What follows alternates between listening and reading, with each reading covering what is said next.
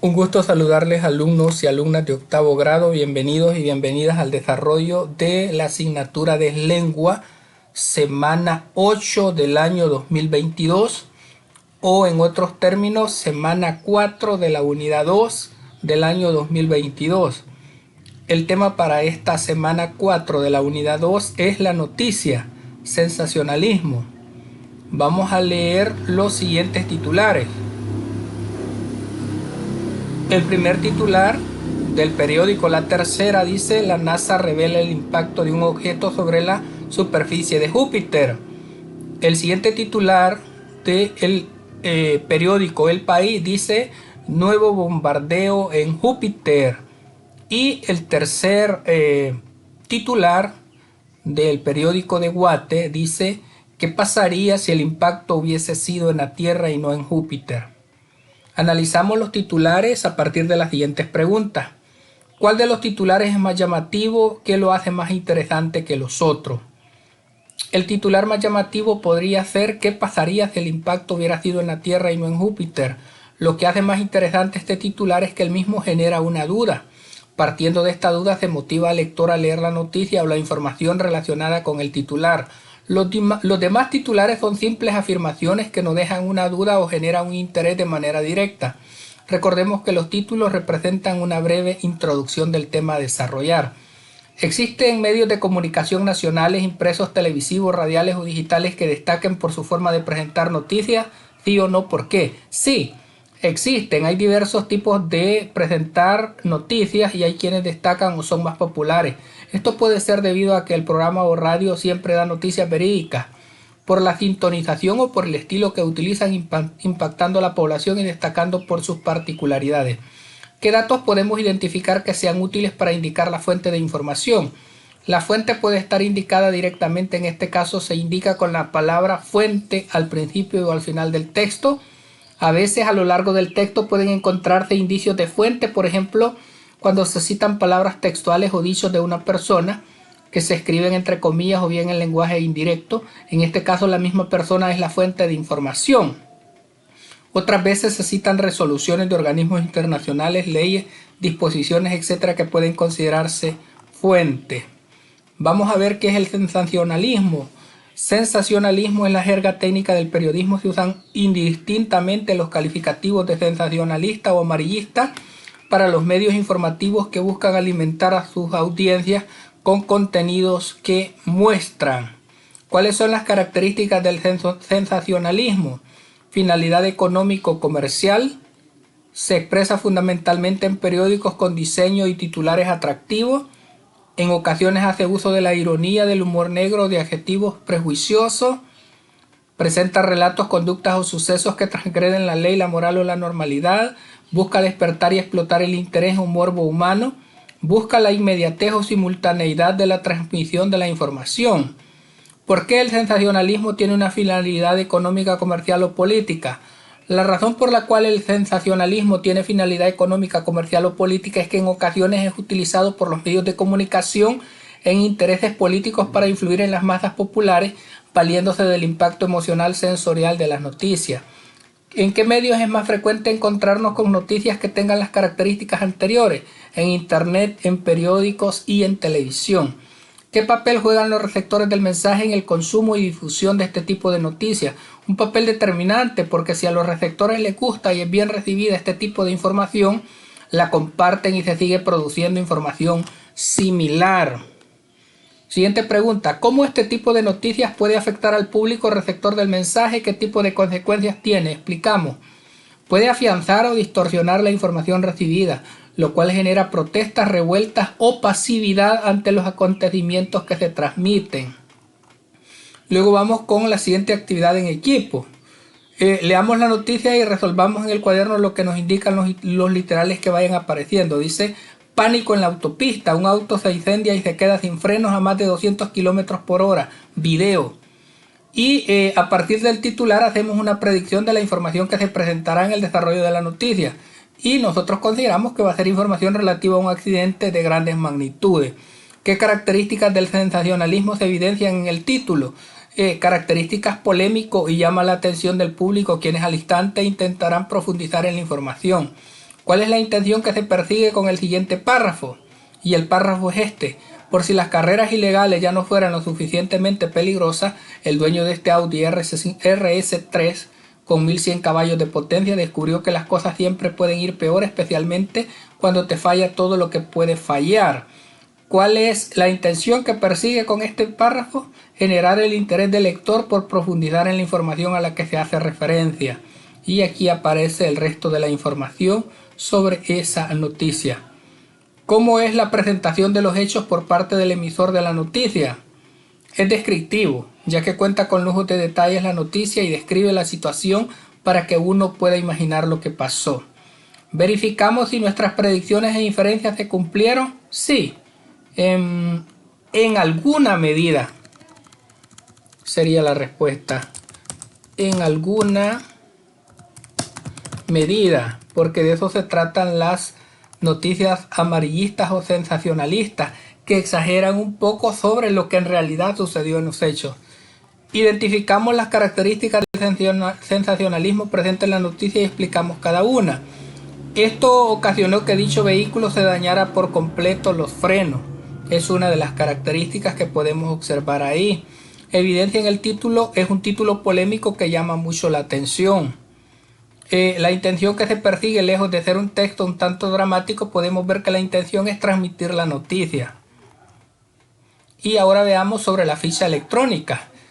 Hoy en día es común recolectar la información en una base de datos o ficheros electrónicos, por lo que las fichas se hacen en formato digital, lo que permite acceder a la información con mayor rapidez.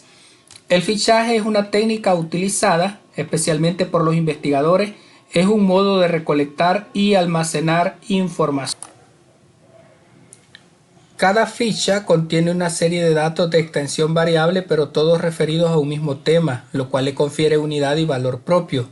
Las fichas sirven para tener organizados los datos básicos de un documento, número que le hemos asignado, título, autor, editorial, etc. ¿Cuáles son los tipos de ficha? Bibliográfica, de trabajo, textual, resumen y hemerográfica. Y aquí está la definición de cada una de ellas. Aquí tenemos la estructura de una ficha, el tipo de ficha, el título, los datos bibliográficos, las referencias a otra ficha, número de página y el contenido. Las ideas principales de un texto. Las ideas principales. Un texto se encuentra compuesto por distintos mensajes codificados de forma jerárquica. Esto con el objetivo de que la información que transmiten sea comprendida. Estos mensajes son las ideas y pueden dividirse en principales y secundarias. Las ideas principales son la parte fundamental de un texto. En cuanto a las ideas secundarias, estas se encargan de sustentar o ampliar la idea principal. En la lectura comprensiva de un texto se debe saber distinguir entre el tema y la idea principal. El tema indica aquello sobre lo que trata un escrito. Se puede acceder a este haciéndose la pregunta ¿de qué trata este texto? La idea principal, por su parte, informa del enunciado o enunciados más importantes que el escritor utiliza para explicar el tema. Para identificarla se puede auxiliar de la pregunta ¿cuál es la idea más importante que el autor pretende explicar en relación con el tema? Y aquí tenemos algunos procesos que ayudan a delimitar las ideas principales de un texto: la supresión, la generalización y la construcción. La supresión consiste en suprimir de un párrafo todos aquellos elementos que resultan adicionales o redundantes. La generalización consiste en sustituir ciertos conceptos presentes en el texto por unos términos que los engloben. Y la construcción consiste en que la secuencia del texto es reemplazada por otra. Y aquí tenemos un texto 1, nuevo bombardeo en Júpiter. Un astrónomo aficionado descubre en el planeta gigante la marca del impacto de un cometa. Esto fue publicado por EFE el 20 de julio del 2009. Y aquí aparece el texto. Luego tenemos el texto 2. La NASA revela el impacto de un objeto sobre la superficie de Júpiter. Esto fue publicado por Madrid el 21 de julio de 2009. Y tenemos acá el texto 2 referente a esta situación. Comparamos ambos titulares, seleccionamos cuál de los dos es el más llamativo. En el texto 1 es el más llamativo, ya que su título bombardeo causa más ánimo en el lector de seguir leyendo. El texto 1, una nueva marca en Júpiter, no pasa desapercibida a un astrónomo que conozca el planeta gigante, como en el caso del australiano Anthony Wasley, que hace unos pocos días describió una cicatriz oscura cerca del polo sur del planeta que no estaba antes ahí. El texto 2, la oscura cicatriz de la colisión es claramente visible y las imágenes revelan el ascenso de partículas hacia la atmósfera superior, así como un calentamiento en la troposfera superior con una posible emisión de gases de amonio.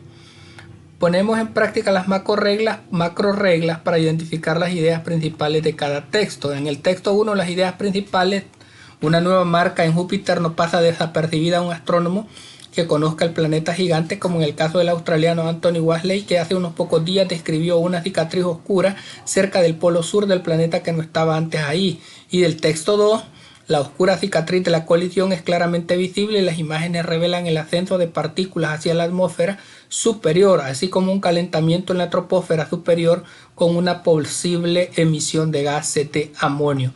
Ahí quedaríamos considerando las macro reglas para identificar las ideas principales de cada uno de los dos textos. Analizamos la forma en que fue abordada la noticia por cada medio informativo, en qué pone el énfasis cada medio, en dar una mejor explicación y carácter al tema que se está exponiendo. ¿Cómo es el lenguaje que utiliza cada medio para proporcionar la información? Es un lenguaje sencillo y fácil de digerir, ya que solo tiene finalidad de describir el conflicto sin importar las consecuencias o traumatización que contenga. ¿De acuerdo? Es más fácil de entender, podríamos decir acá, para el lector. ¿Cuál de las noticias presenta características del sensacionalismo? Justifiquemos nuestra respuesta. La primera noticia, porque se expresa fundamentalmente en periódicos con diseño y titulares atractivos, con el título Nuevo bombardeo en Júpiter, que llama mucho la atención y que despierta el interés entre el público. Elaboremos una ficha en el cuaderno por cada texto de acuerdo con el tipo que corresponde a los datos de periódicos o revistas. Posteriormente las trasladamos a un formato electrónico. Y aquí tenemos la ficha del texto 1.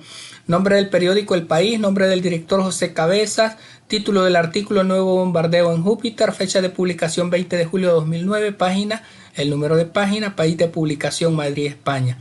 La ficha del segundo texto, nombre del periódico La Tercera, nombre del director José Luis Santamaría, título del artículo El NASA revela el impacto de un objeto, fecha de publicación 21 de julio de 2009, la página, y le colocamos el número de página, país de publicación España, Madrid.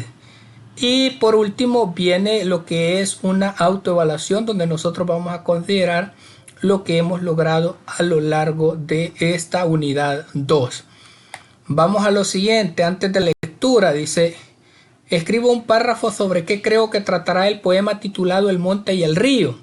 Pues podría creerse, de manera previa a la lectura, que trata sobre un rinconcito de tierra donde interactúan el monte y el río, y que ese rinconcito de tierra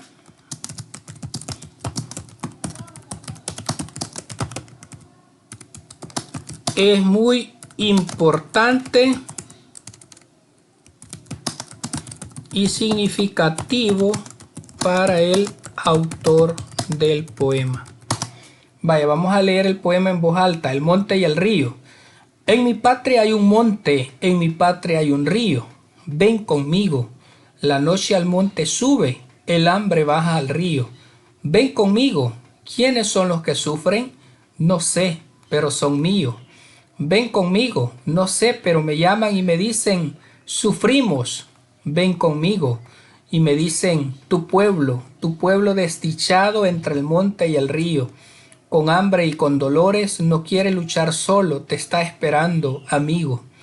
Oh tú, la que yo amo, pequeña, grano rojo de trigo, será dura la lucha, la vida será dura, pero vendrás conmigo. Este es un poema de Pablo Neruda. Luego vienen las siguientes preguntas. ¿Hacia quién va dirigido el poema El monte y el río? En este poema se puede hablar del amor, pero de un amor hacia la patria. Es importante destacar que durante el tiempo que Pablo Neruda escribió este poema, él se encontraba exiliado de su país. Entonces, ¿qué significan los versos? ¿Quiénes son los que sufren? No sé, pero son míos, ven conmigo. Hacen referencia a la solidaridad y la inclusión como una conducta a tener en cuenta. ¿Qué problemáticas sociales se reflejan en el poema? La poesía da a la población herramientas para confrontarse, para escucharse, para transformarse, porque es una pulsión de vida y un canto que humaniza la vida de todos. ¿Cuál es el tema general del poema? El amor hacia la patria. Neruda estaba exiliado en Italia cuando escribió el poema. ¿Qué sentimientos pudieron inspirarlo para escribirlo? Durante el tiempo que Pablo Neruda escribió este poema, él se encontraba exiliado de su país. Gran parte de ese exilio y la Biblia en Capri, una isla italiana. Entonces el sentimiento que pudo haber inspirado a Neruda podría ser el amor a su patria, la nostalgia de su país. ¿De acuerdo? Y luego viene por último lo que es la biografía de Pablo Neruda para que ustedes puedan considerar el contexto en el que se escribió este texto. ¿De acuerdo? Entonces de esa manera, alumnos y alumnas de octavo grado, estaríamos completando la semana 8 de lengua del año escolar 2022. O bien podríamos decir que estamos completando la semana 4 de la unidad 2 de lengua de octavo grado del año escolar 2022. Ha sido un gusto. Si el contenido es de su agrado, compártanlo, suscríbanse al canal, denle like a la página de Facebook para que este contenido pueda llegar a más alumnos y alumnas de este nivel educativo. Bendiciones a todos.